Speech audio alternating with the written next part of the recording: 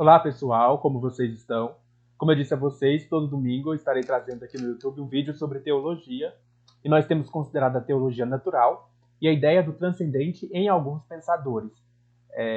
Eu já peço para você deixar o like no vídeo, se inscrever no canal caso você não seja inscrito e ative o sininho a fim de receber novas notificações. Nós já consideramos a ideia do transcendente em Iris Murdoch e em Roy Basker. Em Iris Murdoch, nós vimos que o transcendente está relacionada com a perfeição moral a partir da ideia do bem que ela herdou de Platão. Então, em Iris Murdoch, a ideia do bem associa-se à ideia de uma perfeição moral. Em segundo lugar, nós vimos a ideia do transcendente no pensamento de Roy Basker, em que o transcendente está associado à meta-realidade, ligada à sua ontologia estratificada, que vai distinguir na realidade a dimensão empírica, que é da observação direta, a dimensão factual, que é a dimensão dos eventos tanto observáveis quanto não observados, e a dimensão do real, ou da meta-realidade, que é essa dimensão transcendente, relacionada com as estruturas ontológicas fundamentais da realidade, que são os mecanismos estruturais a partir dos quais os eventos emergem, ou seja, que os eventos se tornam possíveis. Hoje nós estaremos considerando a ideia do transcendente em John Dewey, que é um filósofo pragmatista estadunidense ou norte-americano. É importante considerar que o pragmatismo ele não significa aquela ideia boba de que se funciona é verdade. Porque às vezes as pessoas pintam o pragmatismo como se fosse um tipo de visão em que a gente só diz assim, se isso funciona, então é verdadeiro. E às vezes se toma essa ideia de funcionar num sentido muito vulgar ou num sentido muito trivial. Como se funcionar fosse simplesmente assim, por exemplo, se é uma mentira, ela funcionou para alcançar um propósito, então ela é verdade, né? E não é esse o sentido de pragmatismo. Então o pragmatismo ele é muito mal interpretado, muitas das vezes. Pragmatismo, na verdade, significa que a verdade está relacionada com uma instrumentalidade no sentido até experimental da palavra. Então, a gente, quando está diante de uma situação, um problema, nós levantamos hipóteses para conseguir compreender aquela situação. Essas hipóteses, para elas precisam ser testadas. E é nesse sentido que elas precisam ser operacionais. Elas precisam ser colocadas à prova. E aí é nesse sentido que nós falamos de funcionalidade, de prática. Essas hipóteses, essas ideias, elas precisam ser experimentalmente funcionais. Elas precisam dar conta de explicar determinado fenômeno. Precisam ser hipóteses explicativas, instrumentais e operacionais. Então é nesse sentido que nós falamos de pragmatismo. O pragmatismo de John Dewey também está relacionado com o evolucionismo naturalista, no sentido de que tudo pode ser explicado em termos físicos e relacionado à seleção natural, ou seja, a funcionalidade, por isso que também é pragmatista, a funcionalidade em termos de adaptação ao meio ambiente, a funcionalidade no sentido da adaptação do organismo vivo ao seu ambiente. E aí existem três conceitos principais no pensamento de John Dewey, que é o conceito de experiência, o segundo conceito é o conceito de psicologia funcionalista e o terceiro conceito é o conceito de seleção natural. O primeiro conceito, o conceito de experiência, diz respeito tanto à experiência afetiva, psicológica e emocional, quanto à experiência social e cultural. Nesse sentido, a experiência é sempre uma experiência concreta, no mundo da praxis. Nunca uma experiência abstraída, como se fosse um sujeito encapsulado. Então, não é como no sujeito ou na subjetividade de Descartes, onde há uma abstração da vida. Antes, o sujeito e sua experiência eles estão conectados, sem nenhum dualismo entre sujeito e objeto. Trata-se não de uma experiência estática, substancialista ou essencialista, mas de uma experiência fluida, no sentido de uma consciência que flui de uma experiência a outra, embora isso também possa produzir certos hábitos. A experiência, portanto, ela é fluida. No entanto, existem situações que interrompem a fluidez da experiência. Essas situações que interrompem a fluidez da consciência ou da experiência são as situações problemas ou as situações problemáticas. Então, por exemplo, a vida ela flui naturalmente, automaticamente. Se eu estou dirigindo um carro, por exemplo, eu nem penso em como dirigir, ou como mexer o volante, ou fazer as coisas, eu vou dirigindo naturalmente. No entanto, se acontece algum problema, o carro estraga no meio do caminho, surge, portanto, uma situação problema, que interrompe a fluidez da experiência. Essa situação problema, ela vai exigir, então, que nós pensemos, que nós raciocinemos, que nós criemos hipóteses para solucionar esse problema. Então, o pensamento, a razão, as ideias, elas surgem na tentativa de resolver problemas, de situações problemas que interrompem o fluxo da consciência ou da experiência. Essas situações problemas, portanto, são situações dialéticas. Pensando aqui dialético no termo de tese, antítese e síntese. A tese é a experiência fluida. A tese é interrompida por uma antítese, que é a situação problema, e a síntese é a ideia que a gente vai elaborar, as hipóteses que nós vamos elaborar para solucionar o problema. Quando uma hipótese é elaborada para solucionar um problema, nós voltamos para a tese, para a experiência fluida, que depois poderá ser interrompida por um outro problema. O segundo conceito importante é o conceito de psicologia funcionalista. Psicologia funcionalista significa que nós precisamos compreender os processos mentais em função das necessidades corpóreas e biológicas relacionadas à busca do organismo em se adaptar, ou seja, se ajustar ao seu ambiente. Trata-se, portanto, de uma compreensão de que a consciência, a mente e os processos mentais estão relacionados à adaptação do organismo ao seu meio, sendo, portanto, correlacionado com a ideia de processo evolucionário. Essa ideia nos leva ao terceiro conceito, que é o conceito de seleção natural. Para o John Dewey, a ideia de que existiriam espécies fixas é herdada da filosofia de Aristóteles, que trabalhava com a ideia de essências fixas. Então, a ideia de que, por exemplo, existiriam animais, ou certas espécies animais, ou certas espécies vegetais que são fixas e imutáveis, seria uma herança da filosofia aristotélica, no qual se concebe a ideia de essências fixas. O John Dewey vai rejeitar essa ideia de essências universais e fixas e vai acreditar que as espécies estão num processo evolucionário de seleção natural, conforme ele herda do darwinismo.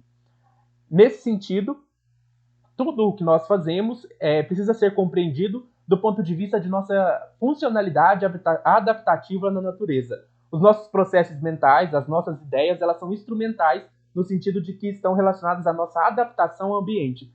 E aí a filosofia, que é uma maneira de pensar, ela surge dessa necessidade adaptativa do ser humano ao ambiente, já que o pensamento ele surge do contexto prático e se desenrola no contexto prático.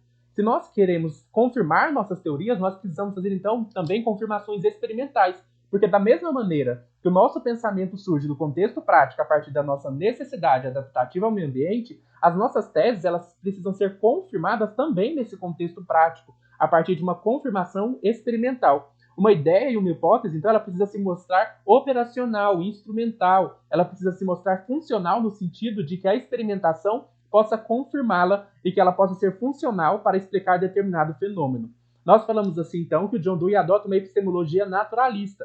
Ele não pretende prescrever como a realidade deve ser, mas descrever como a natureza funciona, pensando na função adaptativa e na visão operacional. Trata-se, portanto, de uma concepção teórica da ciência que busca pensar não em termos metafísicos, como em termos de essência, natureza da realidade. Não se pretende alcançar a natureza da realidade, não se pretende alcançar a essência da realidade. Pretende-se somente mostrar se tal hipótese ela se mostra funcional ou instrumental na explicação de determinados fenômenos. Portanto, as hipóteses científicas elas têm significado operacional ou uma definição operacional.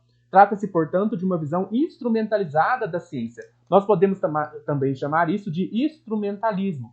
O instrumentalismo defende que a função da ciência não é nos falar sobre a natureza da realidade, mas nos dar um conhecimento útil que possamos usar para desenvolver explicações e aplicações científicas. O conhecimento é, portanto, uma função do organismo biológico na busca de se ajustar ao ambiente.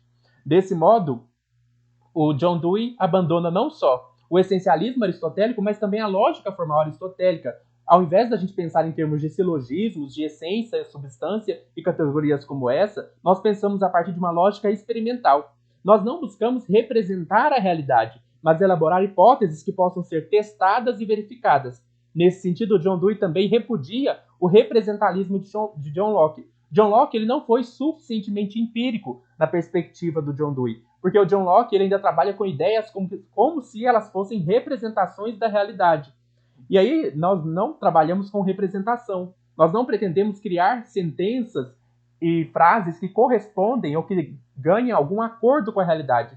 Nesse sentido, John Dewey também rejeita a ideia de verdade como uma ideia de correspondência, aquela ideia aristotélica ou tomista de que a verdade seria a correspondência entre o intelecto e a realidade. Ao invés de trabalhar em termos de representação, a verdade ela é pensada não como algo fixo, eterno e independente do observador, mas como algo que emerge da experiência a partir de uma instrumentalidade da ideia. Verdade diz respeito à funcionalidade de uma ideia, o quanto essa ideia ela é instrumental no sentido de que ela é capaz de explicar os fenômenos da realidade. A partir do seu pragmatismo, o John Dewey também elabora uma teoria dos valores e condutas. Os valores para o John Dewey são ideias que emergem de situações problemas. Trata-se, portanto, de ideias que a gente levanta para conseguir lidar com alguns problemas que a realidade nos provoca. Ou seja, aqueles problemas que interrompem a experiência fluida com a realidade e que nos chama a adotar determinado comportamento ou agir de determinada forma a fim de alcançar um determinado objetivo. Portanto, os valores não são eternamente válidos, mas ativamente válidos. Não se trata de valores fixos, mas de valores instrumentais. Nesse sentido, John Dewey entende que não há uma finalidade intrinsecamente boa. Cada fim ou cada situação cria uma demanda específica e, portanto, não devemos pensar em valores morais absolutos, nem num bem supremo, mas em valores instrumentais no sentido da sua funcionalidade para a nossa sobrevivência. A ética, portanto, diria respeito não a valores fundamentais, mas a como resolver problemas e alcançar o que desejamos. Trata-se, portanto, de uma ética instrumentalista.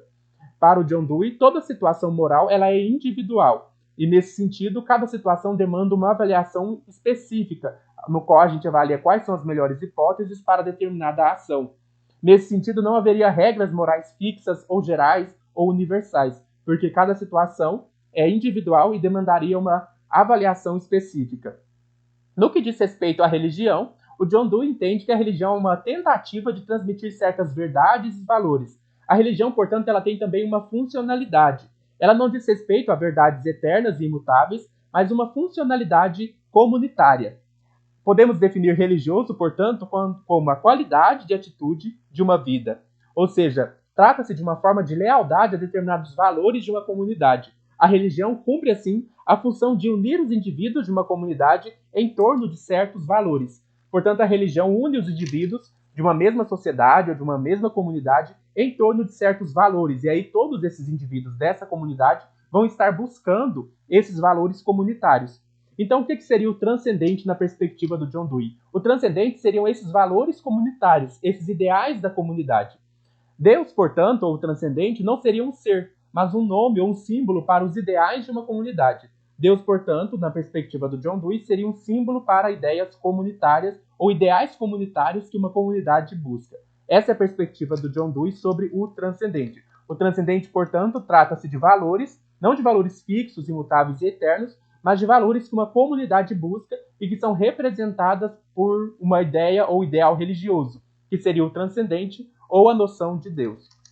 Eu espero que vocês tenham gostado desse vídeo. A partir do próximo vídeo, nós vamos mudar de assunto, continuando ainda falando do transcendente, mas ao invés de apresentar pensadores, a ideia do transcendente e certos pensadores, provavelmente nós vamos considerar como alcançar ou como acessar o transcendente.